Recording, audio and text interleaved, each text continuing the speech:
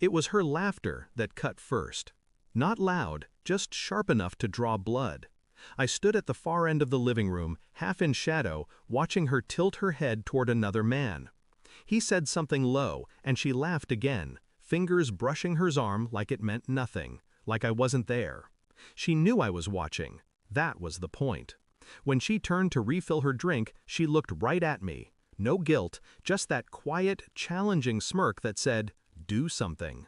I didn't. I just watched. And in that stillness, something inside me fractured.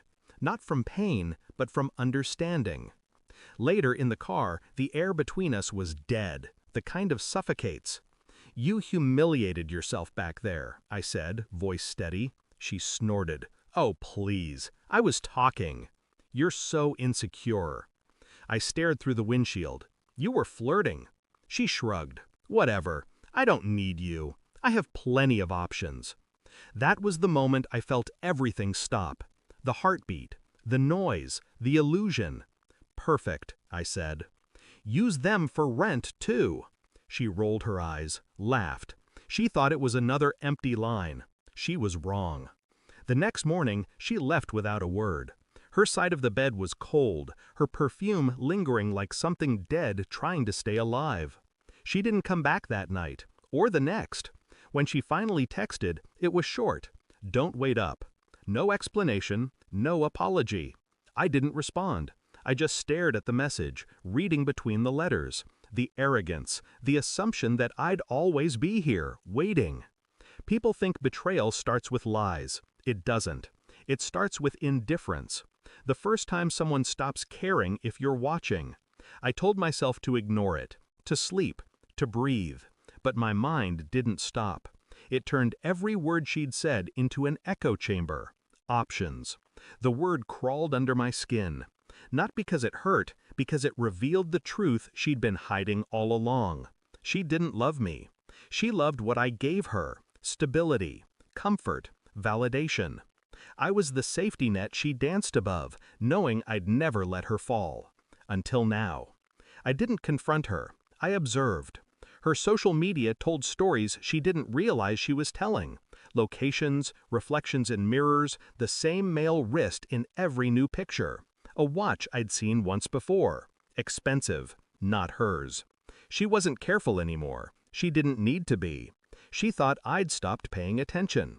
So I smiled, quietly, methodically, and started building distance. Financial, emotional, physical. I moved money, shifted accounts, called the landlord, changed the locks, all in silence. No anger, no yelling, just execution. At 2:57 a.m. she called. I didn't answer. At 3:04, the sound of keys at the door.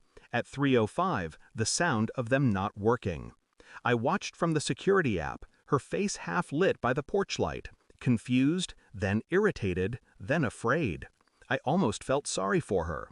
Almost. When I opened the door, she froze. Hair tangled, eyes glassy. A stranger in the clothes I bought her. She smiled nervously. "Hey, the lock changed," I said. "Why?" I stepped aside. Behind me, boxes. Her life reduced to cardboard and tape. Labels written in black marker. Clothes, shoes, miscellaneous. Her smile cracked. "You're kidding." "Try me." She stared at the boxes, then at me, like she was seeing the truth for the first time. "Where am I supposed to go?" I tilted my head. "You said you had options." Her breath hitched. "That was a joke." "No," I said. "That was honesty. You just didn't think I'd listen." She took a step forward, voice trembling. "Please, let's talk." But I'd stopped listening weeks ago. Her hands shook as she reached for the first box. I didn't help. "This is insane," she whispered. "You're throwing away everything." "I'm not throwing anything," I said. "I'm returning what isn't mine anymore." Her eyes watered, not from sadness, but shock. Betrayers always look surprised when the person they underestimated finally stops caring. She lingered at the doorway, waiting for me to break. I didn't. "Who are you?" she asked softly. "The man you built your lies on," I said. "The one you mistook for a floor." She flinched. Then she left. The sound of her heels on the pavement was the cleanest silence I'd ever heard. The house feels different now, lighter, colder, like the air finally remembered how to breathe. I thought I'd feel emptiness. Instead, I feel precision. Sometimes, late at night, I look at the spot where she used to sit, her wine glass, her laughter echoing through my walls, and I realize something simple. I didn't lose her. I removed her. There's a difference. People like her mistake chaos for freedom. They think options mean power. But power isn't about how many doors you can open, it's about knowing which ones to close, quietly, permanently. I closed mine at 3:05, and I haven't looked back since. Thanks for watching. Don't forget to like, share, and comment. Subscribe now to Cheating Stories Insight World for more amazing stories.